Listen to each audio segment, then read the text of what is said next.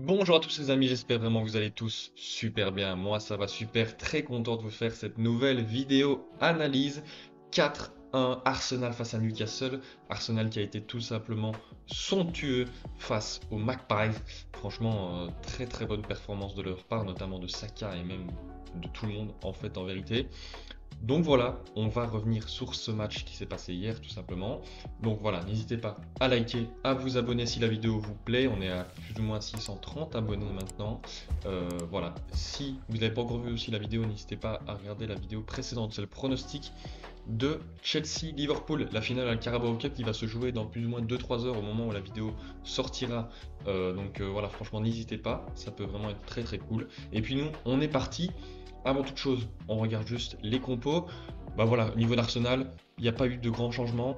Raya au goal, la défense à 4, White, Saliba, Gabriel, Kior, le milieu à 3 avec Odegaard, Jorginho, Rice et Saka, Havertz et Martinelli en attaque. Le seul changement par rapport au match précédent, c'est juste que Trossard a été mis sur le banc et Jorginho a pris la place au milieu de terrain et Havertz du coup a été monté d'une ligne. Sinon, mis à part cela, aucun changement à ce niveau-là des titulaires. Il y a Gabriel Jesus qui est revenu de blessure. Il y a Vieira aussi. Donc ça fait plaisir pour la rotation. Et au niveau de Newcastle, il y a le changement majeur, c'est au niveau de la défense. Lascelles et Dan Burn qui ont été mis sur le banc pour mettre Livramento et soit Char, soit Botman. Ça, je ne connais pas exactement la compo type, mais en tout cas, Dan Burn, normalement, c'est un titulaire et Lascelles aussi. Donc voilà, changement qui n'a pas été très payant, mais en même temps, quand tu joues contre Arsenal avec la forme actuelle de Newcastle, c'est aussi très compliqué. Sinon, mis à part cela, Karius était au goal parce qu'il y a la blessure de Dubravka et de Pope. Le milieu, Longstaff, Guimarães, Miley en l'absence de Tonali, de Joelinton, etc. Et l'attaque, ça par contre, ça bouge pas. Almiron, Isaac, Gordon. Il y a quand même le retour de Harvey Barnes qui fait quand même du bien à ce niveau-là. Il y a Willock toujours sur le banc, Murphy. Donc quand même, c'est des joueurs de qualité sur le banc. Mais Arsenal a très vite commencé ce match sur les chapeaux de roue avec une intensité et un engagement assez dingue, franchement. Donc dès le coup d'envoi, long ballon de Raya vers l'attaque qui va profiter à Havertz qui va pouvoir contrôler ce ballon d'une très belle manière. Voilà, hein, franchement, Havertz, on sait que niveau qualité technique, il est très très fort. Et bah voilà, il le montre encore une fois. Il va contrôler, transmettre à Martinelli sur le côté. Martinelli, dès l'entame de ce match, va directement venir provoquer sur Trippier et il va centrer. Ballon dévié, corner au bout de 15 secondes de jeu. Franchement, Arsenal se met directement dans les meilleures conditions, en sachant qu'en plus, sur les phases arrêtées, Arsenal bah, a marqué 17 buts avant ce match sur les phases arrêtées hors penalty. Parce qu'il y a 8 penalty, donc ça fait 25 avant ce match. 25 buts venant de phases arrêtées, c'est énorme. Franchement, Arsenal, il bosse ça très très bien. Et bah voilà, ça se comprend. Directement, l'engagement est là. Odegaard félicite évidemment Martinelli et toute l'équipe pour l'engagement mis. Et au bout d'une minute, déjà la première situation dangereuse, cafouillage dans le rectangle, après un corner tiré par Rice, ici, donc c'est Ben White, il me semble, qui vient dévier cette balle vers Saliba. Saliba qui va pas pouvoir très très bien contrôler ce ballon. On peut pas trop en jouer en tant que défenseur central, c'est quand même compliqué d'avoir la justesse technique dans l'attaquant. Du coup, le ballon va être repoussé par Isaac. Malheureusement, très très mal repoussé parce que déjà de 1 dans l'axe, et en plus, qui y a dans l'axe, il y a Jorginho qui va pouvoir contrôler et puis transmettre à Saka qui va essayer de frapper en première intention. Malheureusement, il est un peu trop penché en arrière et du coup, le ballon va très loin au-dessus du goal. Mais au-delà même de l'action, c'est juste le fait que l'engagement de Arsenal mis dès le début est complètement dingue. Franchement, Newcastle va passer une très mauvaise première mi-temps. Et bah voilà, ça se confirme tout simplement parce que voilà, les phases de pressing de Arsenal sont vraiment assez bien travaillées. Le déclenchement du pressing aussi très intéressant. Voilà, ici, deuxième minute déjà, quand vous voyez directement que Havertz presse Karius, Saka ici est tout seul avec lui. Odegaard bloque la ligne de passe sur Guimarães. Rice est là si Longstaff fait un appel. Martinelli, il va être là quand le jeu va se décaler sur la gauche parce que là on voit pas Trippier. Mais voilà, franchement, les phases de pressing d'Arsenal, c'est tout simplement fou.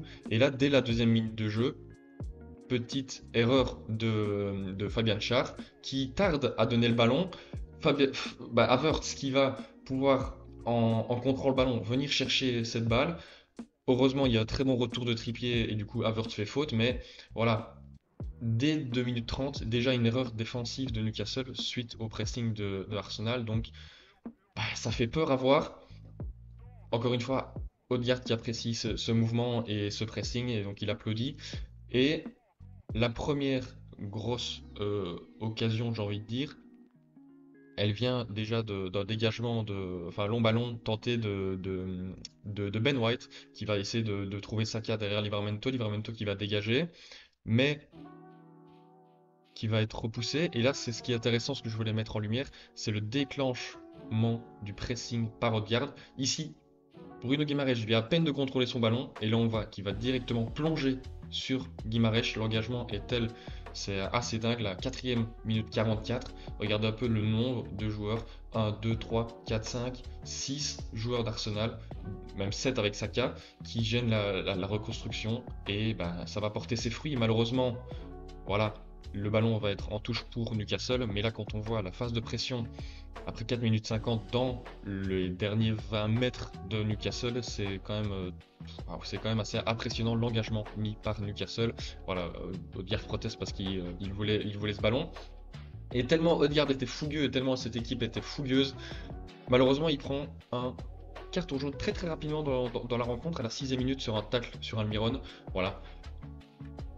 Mais ça met en lumière en fait tellement l'engagement d'Arsenal est tellement impressionnant que bah voilà, une bête faute qui va lui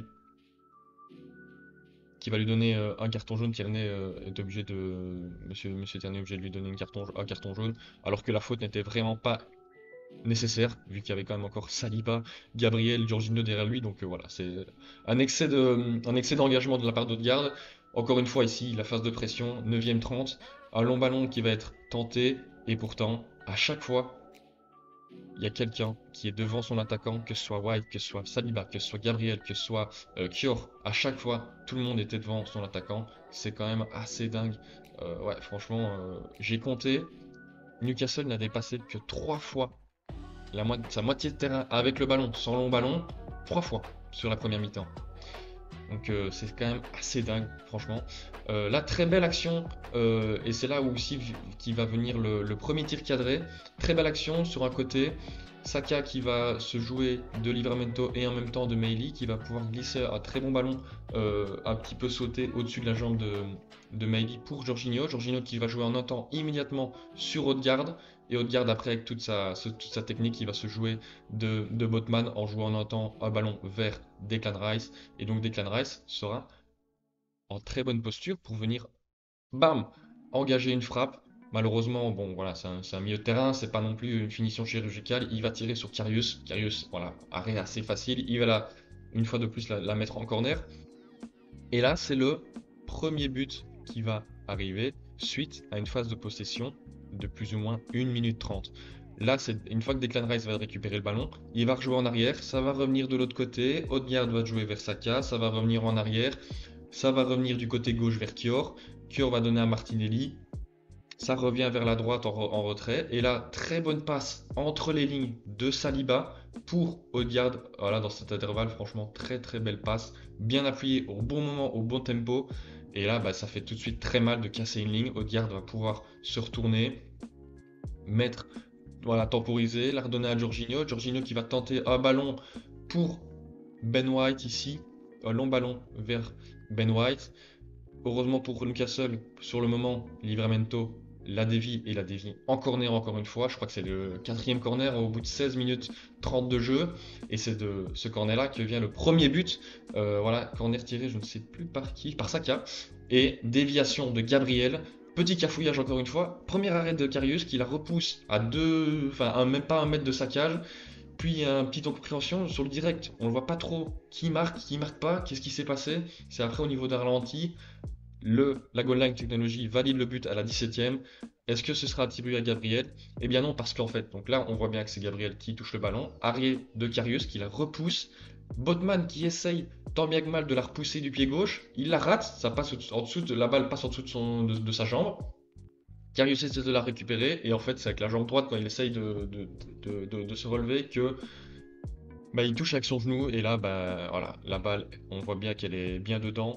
il n'y a pas de doute là-dessus. Donc premier goal à partir de la 17e minute. Et pourtant, Arsenal ne diminue pas son engagement, ne diminue pas sa phase de pressing.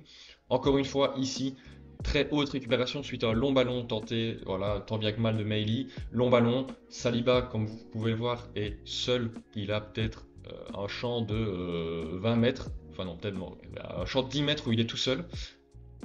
Ben voilà, Isaac ne peut rien faire là-dessus. Hein, tout le monde est dans le camp de Newcastle, tout le monde est dans sa partie de terrain. Il n'y a aucun joueur qui dépasse, voilà, ici les 30 mètres, à part Isaac. Donc c'est normal qu'il soit complètement à l'aise pour faire son contrôle. Il va transmettre à Jorginho. Jorginho qui va faire une passe magistrale. Quand on voit ici l'appel, on se dit à qui il va la mettre? Bah, à White, à Havertz qui va prendre cet espace ou à Martinelli qui va venir comme ça? Et ben franchement, c'est la plus compliquée des trois pour moi. C'est Martinelli qui va être au bout de cette magnifique passe. Martinelli qui va venir vraiment dans le dos. Botman même se dit bah, c'est bon, je suis tranquille. Et en fait, il voit tout de suite Martinelli arriver d'un coup d'un seul, très rapidement dans son dos. Et, euh, et il va pouvoir centrer très facilement. Franchement, là, beaucoup de laxisme dans la défense de Newcastle. Aucun joueur n'est tenu. Il y a White qui est tout seul. Il y a Poto Kior qui est tout seul. Et là, tu as Havertz qui va tranquillement faire sa petite course tout droit. Il va même pas être pris. Bam. Magnifique, sans en retrait. Goal. Bien à l'aise. Hop, Havertz qui va planter le deuxième but à la bout de la 24e minute de jeu pour Arsenal. C'est quand même assez dingue. Et là, bah voilà, c'est quasiment déjà plié. On revoit ici la passe. Il n'y a absolument aucune question de hors-jeu. Là, ici, Marquinhos qui va faire un magnifique appel. Franchement, magnifique passe. 2-0 au bout de la 24e minute. Et là, peut-être que les espoirs de Newcastle sont déjà enterrés. On n'est pas loin, franchement. En tout cas, là on est parti pour le reste de cette deuxième mi-temps, de cette première mi-temps, pardon. Et bah, toujours l'engagement, hein, vous me voyez, le score vient à peine de changer, ils ont déjà récupéré le coup d'envoi de Newcastle. Ça c'est quand même assez fou. Et là la stat, après 25 minutes 30 de jeu, 18 touches de balle dans le opposition box et le rectangle adverse, 18 pour Arsenal, 0 pour Newcastle. Match inexistant, il n'y a qu'une équipe sur le terrain pour le moment, donc c'est quand même assez dingue de la part d'Arsenal. Ouais, franchement, une phase de pressing et une hauteur sur le terrain, c'est franchement chapeau à eux. Ensuite, nouvelle difficulté défensive pour relancer du côté de Newcastle, petit cafouillage. Le ballon va revenir vers Karius, Karius qui va décaler vers Botman, ou non, c'est Fabian Schär ici. Fabian Schär qui va encore une fois tarder, comme tout à l'heure, à la deuxième minute avec Havertz, il va tarder. Odegaard va pouvoir dévier ce ballon et arriver dans une zone dangereuse du terrain, dans le rectangle. Le ballon va venir ici, Odegaard va pouvoir la prendre. Et est-ce que là, on pense au 3-0? Oui, tout de suite, on pense au 3-0, parce que là, il a juste à faire une passe en retrait et c'est goal. Malheureusement, il y a un très bon retour de Longstaff qui va arriver juste devant Havertz, et donc il va dévier le ballon en corner une nouvelle fois. Mais voilà, ça reste toujours très dangereux de la part de Newcastle, de Arsenal, pardon. Et là, encore une fois, à la 31e minute, 9 tirs à 0, 3 cadrés à 0. Il n'y a qu'une équipe sur le terrain, comme je vous le disais juste avant, et c'est vraiment flagrant. Encore une fois, à la 33e, il ne démord pas, s'il gagne 2-0, ok, mais c'est pas grave, on continue. Là, comme vous voyez, c'est un pressing à l'individuel. Saka, il est là. Rice qui est sur Guimarães, Odegaard qui bloque la passe ici, Havertz qui est là, Jorginho qui est sur Mailly. Il n'a aucune possibilité de passe. Il n'a aucune possibilité de passe. Le seul qui est libre, c'est Longstaff, mais il est dos à lui, donc c'est impossible pour Guimarães de donner un ballon correct. Ouais, et donc à un moment donné, il y a un petit décalage, bon, parce qu'on sait faire un petit décalage sur la gauche. Ça va revenir vers Guimarães. Encore une fois, totalement bloqué. Il ne peut pas tenter une seule passe. S'il tente une passe même vers Schär, Martinelli sera très rapidement sur le ballon. Donc franchement, c'est magnifique à voir jouer un pressing tel. Guimarães, du coup, bah, en totale difficulté, qui va manquer même une passe ici à 2 mètres vers Botman. Donc voilà, nouveau corner encore une fois au bout de 30-35 minutes, je crois qu'ils avaient 6 corners. En tout cas, encore une fois, nouvelle phase à la 41e minute de jeu, nouveau dégagement. Et c'est la première fois que sur un dégagement, Isaac arrive à avoir un ballon positif pour Newcastle. Parce que là, c'est Gabriel qui va la mettre en touche. Donc ça veut dire que c'est la première fois en 41 minutes de jeu que le long ballon vers Isaac ou vers un des attaquants donne quelque chose de positif, c'est-à-dire qu'ils ne perdent pas la balle directement. C'est à bout de la 41e minute. Je ne sais pas si vous vous rendez compte de ça, c'est quand même assez dingue. En tout cas, Euh, Petite phase avant la fin de la mi-temps, sur un dégagement suite à un hors-jeu, dégagement de Raya, Havertz qui est au duel avec Trippier et Fabian Schär, bah franchement, je pense que c'est heureusement qu'on a 2 centimètres du rectangle parce que sinon c'est penalty pour moi. Là, Schär prend totalement le bras, il le fait tomber. Vous allez le voir plus facilement avec un ralenti. Là, comme on le voit, il est en train de ceinturer complètement le bras gauche et même il fait un croche-pied ici au niveau du pied. Heureusement pour Fabian Schär, c'est hors du rectangle. Ouais, franchement, c'était quand même assez litigieux cette phase. Heureusement pour Newcastle que c'est pas penalty. En tout cas, retour au vestiaire 2-0, but du coup qui a été accordé à Botman en contre son camp et puis Havertz à la 24e. Alors, bon, deuxième mi-temps, ça a été un peu plus. Voilà, il fallait un petit peu reposer les organismes. 45 minutes de full pressing, c'était très. Ça demande beaucoup de ressources physiques, que ce soit pour Newcastle ou même pour Arsenal. Donc en deuxième mi-temps, il y a toujours cette phase de pressing, mais à différents moments donnés du match. C'est plus toute la mi-temps. En même temps, c'est normal, ils ne peuvent pas tenir en 90 minutes de pressing. Donc Newcastle va pouvoir un peu plus facilement ressortir la balle. Et encore, c'est arrivé très rarement. Je crois qu'il y a eu 2-3 phases vraiment où ils ont ressorti la balle depuis le gardien et ça a donné quelque chose. Donc voilà. En tout cas, nouvelle phase de remise où là, cette fois-ci, c'est Newcastle qui va être au pressing. Et pourtant, quelle facilité pour Arsenal de ressortir. Là, Gabriel qui va jouer à Rice, qui va décaler tranquillement sur Kior. Kior qui va pouvoir avancer, qui va jouer sur Martinelli qui est revenu vers l'intérieur pour laisser vraiment le couloir à Kior si à un moment donné il veut prendre de vitesse Longstaff. Il va choisir la passe vers Martinelli qui va la remettre vers Gabriel. Gabriel qui va encore une fois temporiser, qui va donner un excellent ballon une fois de plus vers Martinelli. Martinelli qui va pouvoir se retourner, donner la balle sur le côté vers Kior parce qu'on ne le voit pas, mais ici, mais il va arriver. Kior qui va pouvoir la rendre, la remettre à Martinelli. Franchement, c'est totalement fluide. Et puis en fait, après ça, Martinelli va donner le gardien. Changement total de côté de la part de Raya. Saka qui va contrôler, qui va rentrer vers l'intérieur, qui va prendre le meilleur sur Livramento, qui va totalement gagner son duel et qui va vraiment bien résister physiquement. Il va prendre l'intérieur du jeu, il va tout simplement donner une belle balle. Voilà, c'est ici, hop, le gardien, hop, ça va arriver sur Saka. Il va donner le ballon en temporisant un peu vers Martinelli. Et Martinelli ici va donner une super passe à Havertz dans cet intervalle. Franchement, c'est très très beau comme passe. Là, hop, ici dans cet intervalle-là, entre Trippier et Fabian Schär. Franchement, chapeau. J'ai cru qu'il était en jeu en direct, et puis finalement pas du tout. Malheureusement, Havertz manque son face-à-face, c'est dommage, et ça passe quand même un bon petit mètre à côté, je dirais.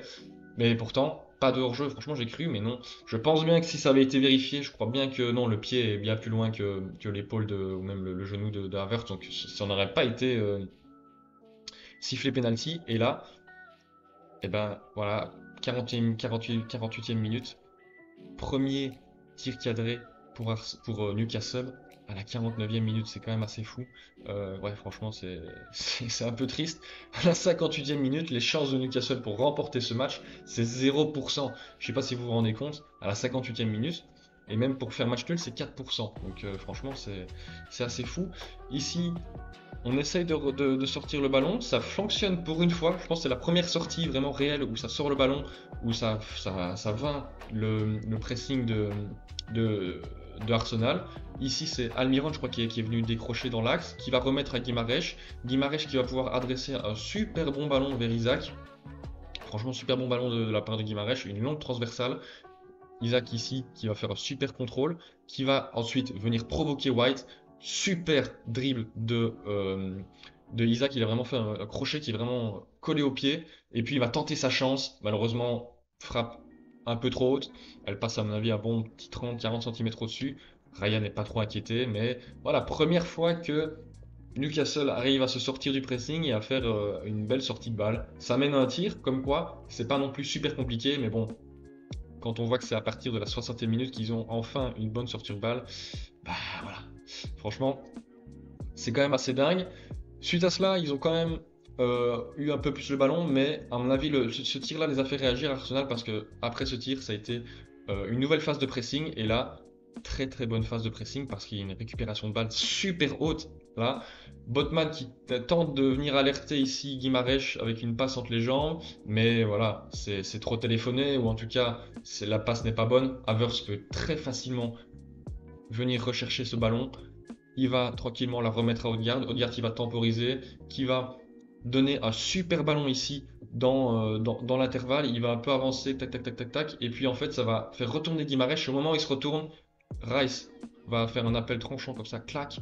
Et magnifique passe de Odegaard, franchement, entre les lignes. Odegaard qui va, Rice, pardon, qui va pouvoir ensuite la donner Havertz, il aurait pu, Havertz, franchement, la donner ici.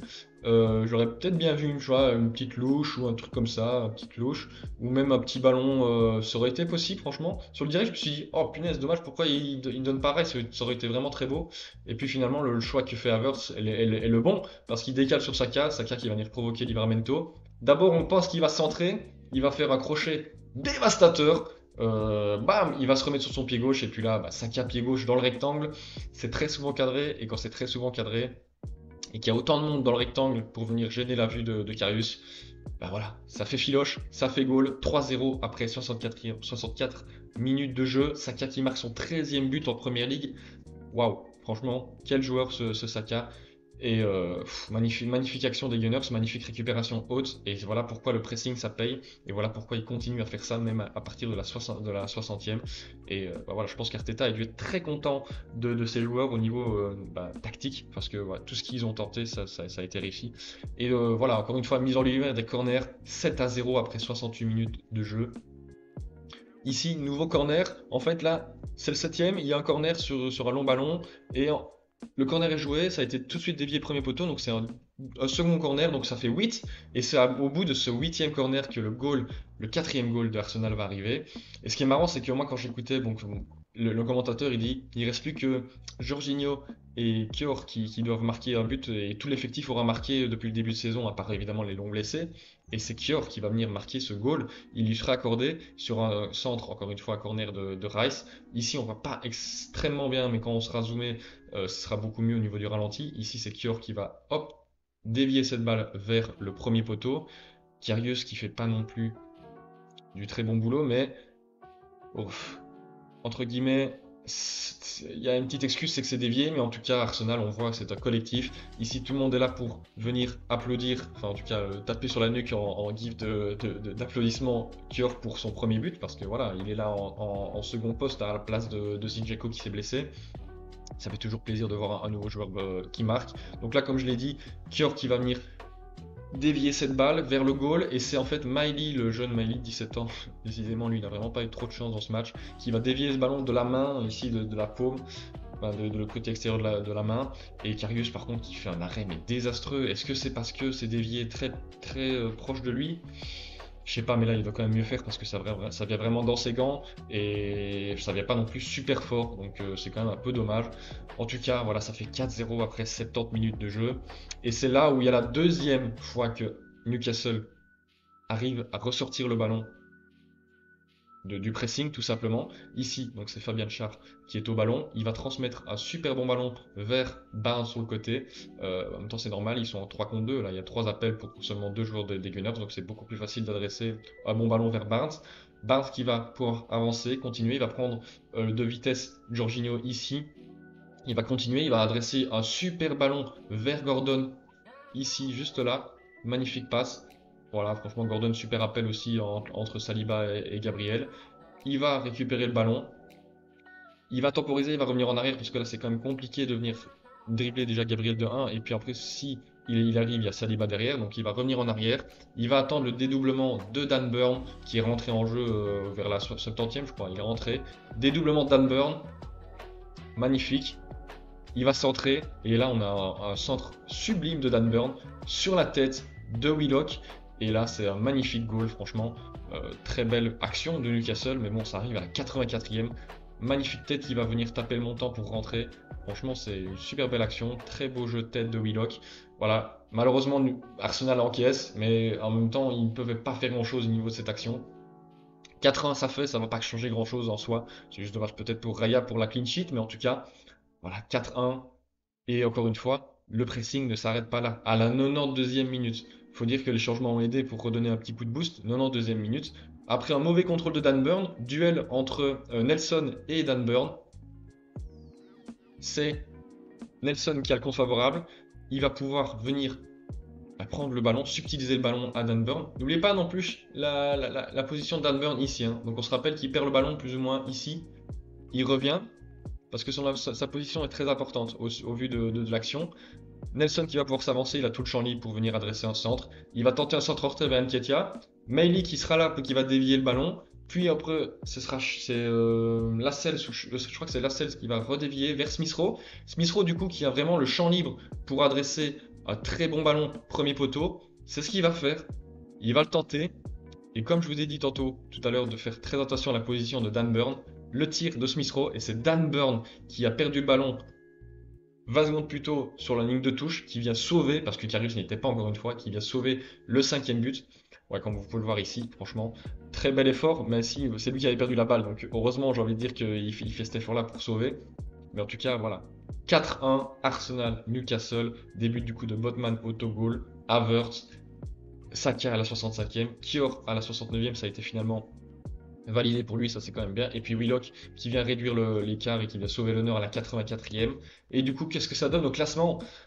Ça donne Arsenal 3e à 58 points, City 2e 59 points et Liverpool 1er avec 60 points. C'est énorme, franchement. Quelle course au titre on va avoir. Ça va vraiment être fou. Le prochain gros match, j'ai envie de dire, de Première Ligue pour Arsenal, c'est contre City le 31 mars après la trêve. Donc ça va vraiment être très intéressant et ça va peut-être être le match qui va décider de qui seront les deux premiers en duel, même si voilà, on n'enterre pas non plus le troisième, mais c'est vrai que voilà, la grosse échéance va bientôt arriver. Je pense qu'ils vont survoler le reste des matchs parce que franchement, ils ont une intensité et du mouvement. Arsenal, franchement, je suis vraiment impressionné. 25 goals sur les 6 derniers matchs de Première Ligue, c'est énorme. Franchement, moyenne de 4 buts par match, plus ou moins. Donc ouais, c'est quand même assez énorme. Et donc voilà les amis, j'espère vraiment que vous avez kiffé cette vidéo. Moi, c'était un plaisir de la tourner. C'était la première fois que... Enfin non, c'était pas la première fois, c'est la troisième fois en soi, mais c'est la première fois où là, j'ai vraiment trouvé un truc qui fonctionne bien pour télécharger le match, etc. Avoir les des bonnes images dans une bonne qualité. J'espère vraiment que vous avez kiffé mon analyse. N'hésitez pas à me dire en commentaire des petits conseils, pourquoi pas, des petits trucs que vous voudriez voir dans les prochaines vidéos analyses. À mon avis, je ferai sûrement une vidéo demain sur Chelsea-Liverpool du coup. Je vous mets vraiment cette vidéo, je vous conseille d'aller la voir. Le pronostic tout simplement. Je ferai une vidéo analyse sûrement lundi de cette vidéo et de ce match tout simplement qui va gagner la finale de la Carabao Cup 2024. En tout cas, si vous avez kiffé cette vidéo les amis, n'hésitez vraiment pas à liker, à vous abonner. Le concours vous parviendra dans plus ou moins 2 semaines. Je vous dis à très bientôt pour une nouvelle vidéo. Ciao!